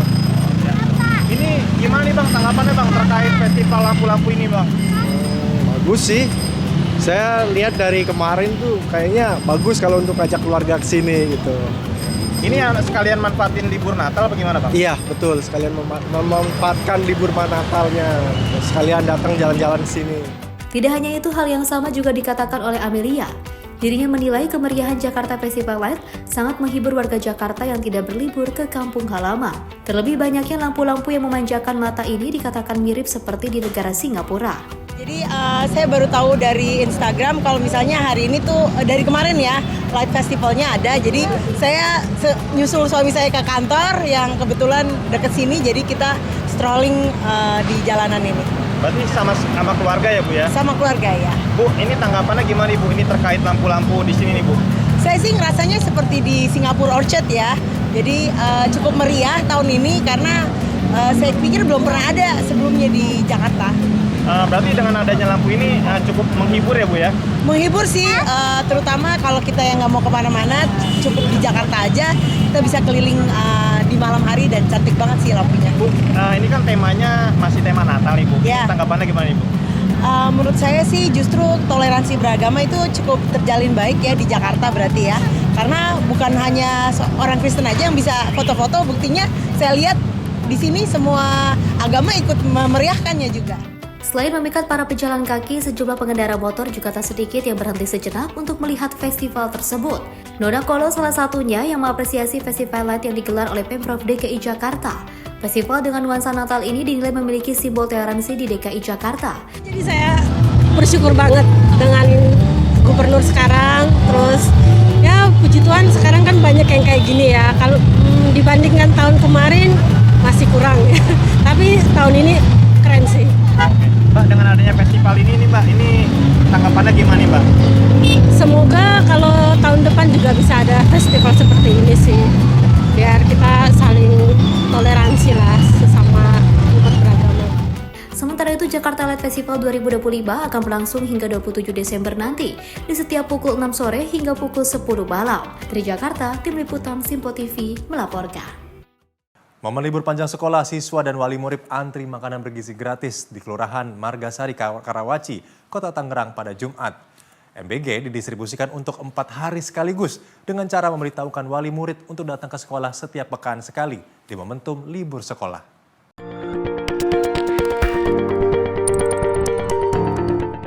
Siswa dan wali murid mengantri pendistribusian MBG di momentum hari libur sekolah yang disalurkan setiap sepekan sekali untuk jatah 4 hari sekaligus. Berdasarkan keterangan Kepala Sekolah SDN Pasar Baru 3, Sibri Abdul Rozak menyampaikan ini adalah distribusi pertama MBG di momen libur sekolah. Untuk mekanisme pembagiannya, MBG bisa diambil langsung oleh siswa atau diwakilkan orang tua. Di momentum libur sekolah, menu MBG menyajikan makanan kering seperti susu, kemasan roti tawar, telur rebus, hingga buah-buahan. Karena hari ini ya pembagian MBG masa libur sekolah. Ya, ini untuk hari minggu pertama ini. Ya, untuk jatah untuk kegiatan 4 hari ke depan. Nah, nanti untuk minggu selanjutnya ada lagi. Sebenarnya per hari karena memang libur ya atau efisiensi waktu mungkin ya. Jadi dikondisikan dibagi sekaligus selama untuk jatah 4 hari ke depan. Mekanisme pembagiannya ya per kelas, dibagi per kelas, tetap per kelas sesuai dengan seperti hari biasa per kelas dibagikan. Berapa kelas Pak di sini? Kalau di sini kebetulan ada 12 rombel ya. 6 kelas 12 rombel dengan jumlah murid 350 dari kelas 1 sampai kelas 6.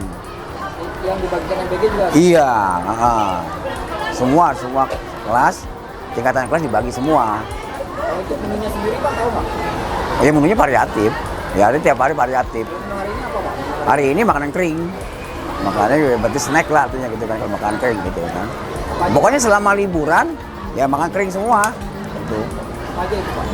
Ya tadi kan kalau kita hari ini kan susu ya kan dengan buah, kemudian ada tadi makanan mengandung karbohidrat, ya kan tadi kan kayaknya ada roti gitu kan ya. Menerima MBG di momen libur sekolah, salah satu wali murid Ella Nurlela mengungkapkan dirinya harus mengambil MBG yang didistribusikan setiap sepekan sekali. Untuk menu pekan ini menurut Ella, menu MBG lengkap dengan protein, vitamin, dan karbohidrat seperti ada susu, roti, hingga buah-buahan. Oh iya, kalau mau liburan kayak begini seminggu sekali katanya ngambilnya. Jadi mulai diperwakilkan sama orang tuanya. Karena anak-anak kan masih liburan. Sebenarnya mah nggak usah lah kalau liburan mah. Kan kita juga mau liburan ya. Tapi nggak apa-apa, alhamdulillah nih. Mau di-spill nggak MBG-nya? Boleh. Apa aja Ibu? Nih ada buah-buahan nih. Ada pisang, ada susu. Pakai es. Kalau nggak pakai es, ada susu. Terus ada roti. Boleh ditawar. Ada apa lagi tuh? Ini ada keju. Oh, ada telur. Lengkap sih ya. Ada protein, ada karbo, ada vitamin, susu. Top deh. Ini katanya untuk seminggu. Seminggu ya. Senin pisang, Selasa jeruk, Rabu manggis. Berarti seminggu kemudian balik lagi untuk ambil? Iya, setiap hari Senin kita ngambil lagi ke sini. Nanti kita tunggu koordinasi dari kepala sekolah, dari wali kelas kita masing-masing. Dalam pantauan, distribusi MBG dibagikan dengan cara mengantri di depan kelas hingga dibagikan ruang kelas. Adapun menunya, susu kemasan, roti tawar, telur rebus, keju, bacang, hingga buah-buahan seperti pisang, jeruk, salak, kelengkeng, hingga manggis. Tim kontributor Simpo TV melaporkan. Kami akan memberikan informasi untuk Anda, yaitu ingin berlibur. Jika bosan merayakan liburan di hotel dengan pemandangan hiruk-pikuk perkotaan, di Kabupaten Malang, Jawa Timur, ada satu lokasi wisata paket komplit menawarkan pemandangan alam, penginapan alam, sekaligus memicu adrenalin dari alam.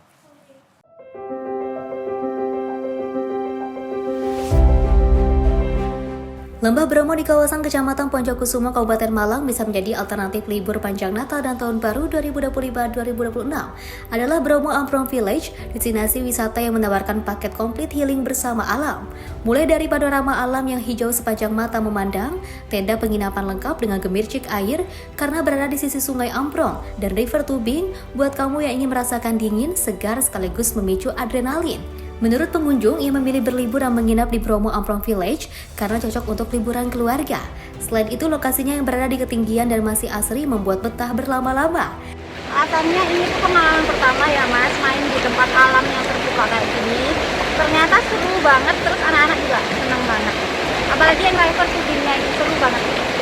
Karena tempatnya bersih, terus gate-nya juga banyak. Mereka ngarahinnya itu benar-benar sabar, teliti, jagain banget. Kalau yang anak kecil-kecil tuh benar-benar safety lah pokoknya. Terus seru banget. Sangat recommended, tempatnya bersih, nyaman, kita masuk itu semua spraynya juga harum, ya enak banget. Terus kamar mandinya juga banyak, deket-deket juga.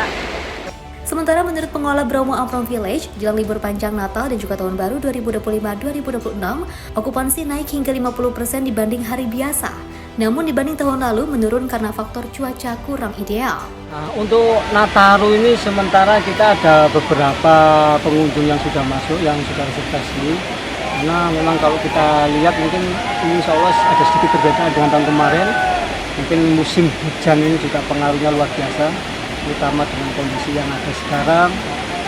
Mungkin diperkirakan nggak sampai belum membludak, cuman ada beberapa yang sudah oke. Jadi sedikit berbeda dengan tahun yang kemarin. Berapa persen Pak okupansinya? Kurang lebih mungkin antara 45% sampai 50%. Iya.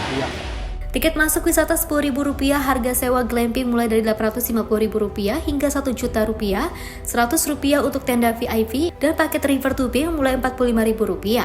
Dari Malang, Jawa Timur, jurnalis Simpo TV melaporkan. Perayaan Natal kembali digelar di Bethlehem. Selengkapnya, usai jeda, tetap di Ruang Redaksi.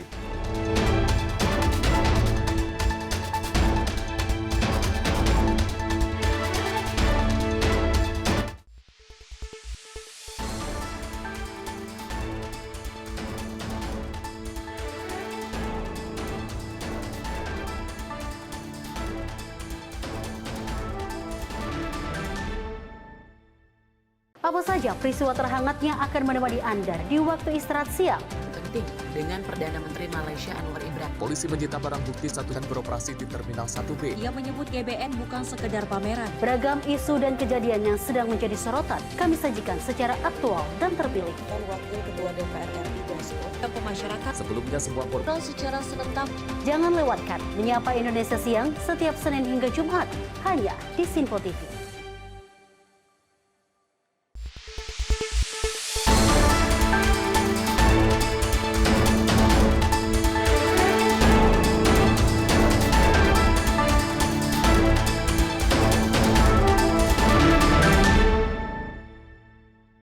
Terima kasih Anda masih bersama kami di Ruang Redaksi. Berita kami lanjutkan. Dari perayaan Natal kembali digelar di kota Bethlehem, tepi barat setelah sempat terhenti selama 2 tahun akibat perang Israel dan Hamas di Gaza. Suasana meriah dan penuh harapan kembali terasa di kota kelahiran Yesus Kristus saat umat Kristiani merayakan Natal dan doa untuk damai. Perayaan Natal kembali digelar di kota Bethlehem pada hari Rabu 24 Desember 2025. Ini menjadi perayaan pertama setelah 2 tahun terhenti akibat konflik berkepanjangan antara Israel dan Hamas. Rekaman video menunjukkan kelompok pemuda-pemudi dan anak-anak menggelar pawai melintasi jalanan sambil memainkan musik Natal.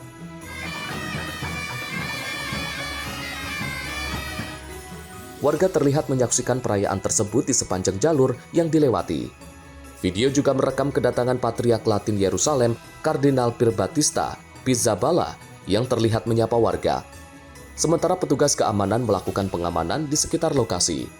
Salah satu warga setempat, Arich Hawari, menyampaikan kebahagiaannya atas kembali digelarnya perayaan Natal. Ia menyampaikan ucapan selamat Natal dari kota kelahiran Yesus, serta harapan agar perayaan ini membawa damai dan cinta bagi rakyat Palestina dan dunia. Dirinya juga mengajak masyarakat internasional untuk datang ke Palestina dan menegaskan bahwa rakyat Palestina adalah masyarakat yang cinta damai dan menghormati semua agama dan golongan. Juru bicara kepolisian Palestina, Lowey Arzikot, menyebut lebih dari 700 personil polisi dikerahkan untuk menjamin keamanan kedatangan Patriark Latin ke Manger Square dan gereja kelahiran. Perayaan Natal di Bethlehem tidak hanya meliputi ritual keagamaan seperti misa tengah malam, namun juga tradisi sosial seperti pohon Natal yang dihias, saling bertukar hadiah, serta berbagi hidangan khas Natal bersama keluarga. Tim redaksi Sinpo TV melaporkan. Presiden Ukraina Volodymyr Zelensky menyatakan terbuka untuk menarik pasukan dari wilayah industri timur negaranya. Langkah ini diusulkan sebagai bagian dari upaya mengakhiri perang dengan Rusia. Zelensky mengatakan Ukraina bersedia menarik pasukan dari wilayah Donbas, namun dengan syarat Rusia juga harus melakukan hal serupa dan kawasan tersebut ditetapkan sebagai zona demilitarisasi. Zona tersebut direncanakan akan diawasi oleh pasukan internasional. Langkah ini menjadi salah satu opsi kompromi dalam perundingan damai mengingat status Donbas selama ini menjadi titik sengketa utama. Zelensky menyebut gagasan ini berasal dari Amerika Serikat. Washington mengusulkan pembentukan zona ekonomi bebas yang bersifat demilitarisasi. Namun Zelensky mengakui detail terkait sistem pemerintahan dan pembangunan wilayah tersebut masih belum jelas. Menurut Zelensky, skema serupa juga bisa diterapkan di sekitar pembangkit listrik tenaga nuklir Zaporizhzhia. Fasilitas tersebut saat ini masih berada di bawah kendali Rusia. Zelensky menegaskan setiap kesepakatan damai harus dapat persetujuan rakyat Ukraina. Oleh karena itu, rencana tersebut akan diajukan melalui referendum nasional. Presiden Ukraina juga menyampaikan rencana damai ini terdiri dari 20 poin utama. Rancangan tersebut disusun bersama negosiator Ukraina dan Amerika Serikat dalam pertemuan di Florida. Meski demikian, Zelensky menyebut sejumlah detail masih dalam pembahasan. Tim redaksi Sinpo TV melaporkan. Sebuah pesawat kecil Angkatan Laut Meksiko jatuh di lepas pantai Texas saat menjalankan misi kemanusiaan. Insiden ini menyebabkan 6 orang tewas dan meninggalkan 1 keluarga dalam kesedihan mendalam. Pemerintah Meksiko menyatakan pengendali lalu lintas udara kehilangan komunikasi selama sekitar 10 menit dengan pesawat angkatan laut tersebut. Insiden terjadi pada saat pesawat mendekati Bandara Internasional Soles di Galveston. Pesawat jenis Big King R3501 sedang bekerja sama dengan organisasi nirlaba. Misi tersebut bertujuan membawa anak-anak Meksiko dengan luka bakar parah untuk mendapatkan perawatan medis di Amerika Serikat. Tim penyelamat menemukan 5 jenazah di lokasi kejadian. 2 orang lain berhasil dievakuasi dalam kondisi hidup. 1 orang anggota Angkatan Laut, Letnan Luis Enrique Castillo, sempat dinyatakan hilang. Pencarian berlangsung sepanjang hari sebelum jenazahnya ditemukan pada Selasa malam. Keluarga Castillo di desa terpencil di Meksiko Selatan mengaku hanya bisa menunggu kabar. Mereka tidak dapat segera datang ke Amerika Serikat karena keterbatasan dokumen perjalanan. Presiden Meksiko Claudia Sheinbaum menyebut kejadian ini sebagai tragedi besar. Ia mengonfirmasi sejumlah korban merupakan personel Angkatan Laut. Penyelidik di Amerika Serikat kini menelusuri penyebab kecelakaan. Badan Keselamatan Transportasi Nasional Amerika Serikat menyatakan proses evakuasi bangkai pesawat bisa memakan waktu lebih dari 1 pekan. Pakar penerbangan menyebut saat mendekati landasan, pesawat terdeteksi terbang terlalu rendah. Kondisi cuaca buruk dan sistem navigasi landasan yang sedang tidak berfungsi diduga memperberat proses pendekatan. Kabut tebal di wilayah tersebut dilaporkan membatasi jarak pandang hingga kurang dari 1 km. Dalam kondisi seperti itu, pilot seharusnya membatalkan pendaratan jika landasan tidak terlihat. Hingga kini, penyebab pasti kecelakaan masih dalam penyelidikan. Otoritas menyatakan semua kemungkinan masih ditelusuri. Tim redaksi Sinpo TV melaporkan. Presiden Amerika Serikat Donald Trump merayakan malam Natal dengan berbincang bersama anak-anak melalui sambungan telepon NORAD. Dalam suasana santai, Trump melontarkan guyonan tentang Santa yang buruk, serta menyampaikan pembelaan terhadap batu bara yang disebutnya bukan hadiah sepenuhnya buruk.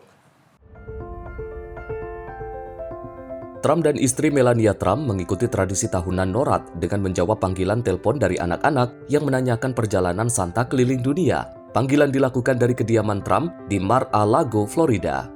Dalam salah satu percakapan, Trump mengatakan pemerintah akan memastikan tidak ada bed Santa yang masuk ke dalam negara. Pernyataan itu disampaikan tanpa penjelasan lebih lanjut, namun menyinggung retorika keamanan imigrasi yang sering ia gunakan. Santa's a very good person. We want to make sure that he's not infiltrated, that we're not infiltrating into our country a bad Santa. Trump juga melontarkan candaan saat seorang anak menyebut tidak ingin mendapatkan batu bara. Presiden menyela dengan menyebut batu bara yang bersih dan indah, merujuk pada slogan kampanye favoritnya tentang energi domestik. Suasana percakapan terlihat cair dan penuh tawa. Trump menyebut dirinya bisa melakukan panggilan ini sepanjang hari, namun harus kembali pada urusan negara, termasuk konflik Rusia dan Ukraina. Meski sebelum dan sesudah panggilan, Trump kembali melontarkan kritik terhadap lawan politiknya di media sosial. Selama berbicara dengan anak-anak, Presiden menampilkan wajah ramah dan penuh guyonan dalam merayakan malam Natal. Tim redaksi Sinpo TV melaporkan. Sebuah fenomena alam langka terekam di Waduk Fusun Timur Laut Cina. Gelombang air yang tampak bergerak secara vertikal dan menyerupai awan yang melayang di atas permukaan air. Para ahli menyebut kejadian ini terjadi akibat kontras suhu ekstrim antara air dan udara. Inilah rekaman dari lokasi yang menunjukkan pola gelombang tidak biasa di permukaan Waduk Fusun di Provinsi Liaoning, Cina, Timur Laut. Gelombang tampak bergerak secara vertikal dan sekilas menyerupai gumpalan awan putih yang melayang di atas air sebelum perlahan menghilang. Fenomena tersebut dikenal dengan nama Haihao atau Sea of Vastness. Menurut para ahli, Haihao merupakan jenis kabut evaporasi yang terbentuk saat air hangat melepaskan uap dalam jumlah besar ke udara yang jauh lebih dingin. Kondisi ini biasanya terjadi saat suhu udara turun secara tiba-tiba, sehingga terjadi perbedaan suhu yang tajam antara air dan udara di atasnya. Dampaknya, permukaan air tampak seperti mendidih. Waduk Fusun, yang resmi dikenal sebagai Waduk Dahuofang, merupakan sumber air utama sekaligus kawasan wisata alam. Waduk ini memiliki kapasitas penyimpanan air lebih dari 2,18 miliar meter kubik. Fenomena langka ini pun menarik perhatian masyarakat dan warga sekitar yang menyaksikan secara langsung. Tim redaksi Sinpo TV melaporkan. Bentrok bersenjata terjadi di kota Aleppo, Suriah. Pasukan pemerintah transisi Suriah terlibat konfrontasi dengan kelompok Kurdis Syirian Democratic Forces atau FDS. Insiden ini dilaporkan menyebabkan korban jiwa dari kalangan warga sipil. Inilah rekaman video yang menunjukkan tembakan senjata mesin menerangi jalanan kota Aleppo yang terlihat kosong. Suara tembakan bertubi-tubi dan ledakan terdengar di sejumlah titik. pasukan pemerintah transisi Suriah dilaporkan terlibat bentrokan dengan pasukan Kurdi SDF yang didukung Amerika Serikat. Setidaknya 2 warga sipil dilaporkan tewas dalam insiden tersebut. Dalam pernyataannya, SDF menuduh faksi yang berafiliasi dengan pemerintah transisi melancarkan serangan menggunakan senjata menengah dan berat ke kawasan Sheikh Maksud dan Asrafi. Serangan tersebut terjadi setelah adanya penyerangan terhadap pos pemeriksaan pasukan keamanan internal di Aleppo. SDF menyebut warga dan aparat keamanan melakukan langkah pencegahan untuk melindungi diri. Mereka juga menyatakan 5 warga sipil termasuk seorang anak tewas dalam bentrokan tersebut. Sementara itu, media resmi pemerintah Suriah Sana melaporkan pasukan SDF melakukan serangan mendadak ke posisi pasukan keamanan internal dan tentara Arab Suriah di sekitar kawasan Asrafif. Serangan itu disebut menyebabkan korban di kalangan aparat keamanan dan militer. Akibat situasi keamanan yang memburuk, sejumlah jalan utama ditutup, termasuk Jalan Gaziantep, Aleppo, dan Jalan Lairomun menuju kawasan industri. Pengerahan pasukan keamanan dan mobilisasi besar-besaran dilaporkan terjadi di kota tersebut. Bentrokan ini terjadi di tengah mendekatnya batas waktu integrasi pasukan SDF ke dalam struktur negara Suriah. Kedua pihak saling menyalahkan atas terlambatnya implementasi kesepakatan yang dicapai pada bulan Maret lalu. Tim redaksi Sinpo TV melaporkan. Pemimpin Korea Utara Kim Jong-un memantau langsung uji coba sistem persenjataan terbaru negaranya. Selain uji coba rodal, Kim juga meninjau pembangunan kapal selam strategis bertenaga nuklir yang diklaim akan memperkuat daya tangkal Korea Utara. Pemimpin Korea Utara Kim Jong-un menyaksikan uji coba penembakan rudal baru anti pesawat ketinggian tinggi dan jarak jauh yang masih dalam tahap pengembangan. Gambar yang dirilis kantor berita resmi KCNA pada hari Kamis 25 Desember 2025 menunjukkan Kim Jong-un memantau peluncuran rudal dari pusat komando. Rudal terlihat meluncur ke langit meninggalkan jejak asap tebal. Menurut KCNA, uji coba tersebut dinyatakan berhasil. Rudal diklaim menghantam target simulasi secara akurat pada ketinggian 200 km. Pada hari yang sama, Kim Jong-un juga meninjau proyek pembangunan kapal selam strategis bertenaga nuklir seberat 8.700 ton.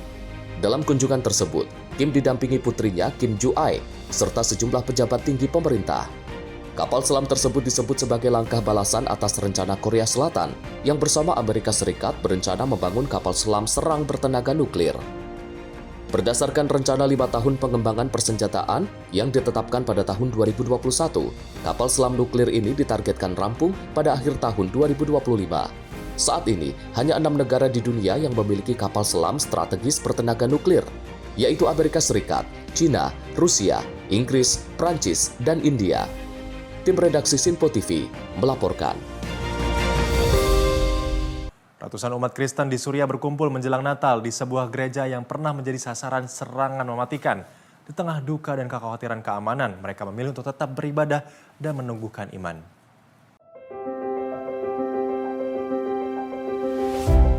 Dengan pengamanan ketat, umat gereja Mar Elias di kawasan Deila, pinggiran Damaskus menggelar misa menjelang hari Natal. Di halaman gereja, sebuah pohon Natal bercahaya dipasang dengan foto-foto korban serangan yang terjadi pada bulan Juni lalu. 3 pria yang meninggal saat berusaha menghentikan penyerang dikenang sebagai pahlawan oleh jemaat. Tindakan mereka disebut telah menyelamatkan banyak nyawa. Imad Haddad, saudara salah satu korban, mengatakan perayaan ini adalah pesan damai dan kasih. Ia menyebut meski diliputi duka, umat Kristen tetap teguh dan tidak menyerah. Sementara itu, Tanah Al-Maksud, janda salah satu korban, mengaku tidak lagi merasakan suasana hari raya. Meski demikian, ia menghibur diri dengan keyakinan bahwa suaminya meninggal demi imannya.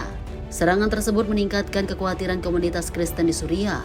Insiden ini terjadi di tengah upaya pemerintah baru yang didominasi kelompok Islam Sunni untuk mendapatkan kepercayaan kelompok minoritas agama. Pemerintah sementara Suriah mengutuk serangan terhadap minoritas, namun sejumlah pihak menilai otoritas masih kesulitan mengendalikan kelompok bersenjata di tengah transisi keamanan nasional.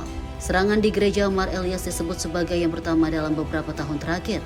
Otoritas menyalahkan sel Islamic State meski kelompok tersebut tidak mengaku bertanggung jawab. Sebelum Perang Saudara Suriah pecah pada tahun 2011, umat Kristen mencapai sekitar 10% dari populasi. Ratusan ribu diantaranya telah melarikan diri akibat kekerasan dan ketidakpastian. Bagi mereka yang masih bertahan, perayaan Natal ini menjadi simbol keteguhan iman, sebagai harapan akan damai di tengah konflik yang belum sepenuhnya berakhir. Tim redaksi Sinpo TV melaporkan. Parlemen Venezuela menyetujui undang-undang baru yang mengkriminalkan penyitaan kapal tanker dan aktivitas lain yang dianggap mengganggu navigasi dan perdagangan. Langkah ini diambil menyusul penyitaan 2 kapal tanker minyak Venezuela oleh Amerika Serikat di perairan internasional.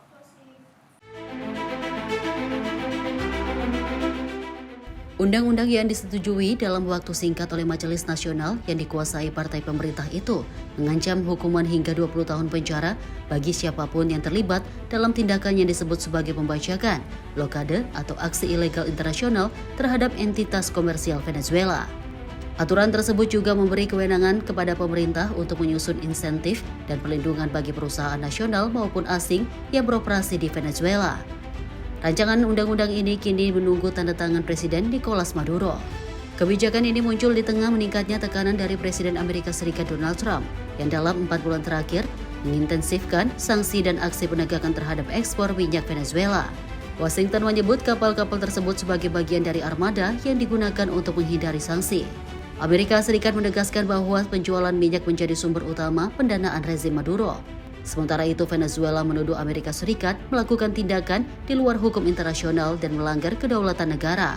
Dalam sidang darurat Dewan Keamanan PBB, perwakilan Venezuela menyebut tindakan penyitaan kapal sebagai blokade militer tersamar yang bertujuan melumpuhkan ekonomi nasional. Sejumlah negara menyatakan kekhawatiran atas pelanggaran hukum maritim internasional, meski beberapa negara lain menyatakan dukungan terhadap langkah Amerika Serikat. Hingga kini ketegangan antara Washington dan Caracas terus meningkat tanpa tanda-tanda deeskalasi dalam waktu dekat. Tim redaksi Sinpo TV melaporkan. Informasi tadi sekaligus mengakhiri perjumpaan kita di ruang redaksi edisi kali ini. Saya Matrio Mas, segenap kru yang bertugas mengucapkan selamat malam dan selamat beristirahat.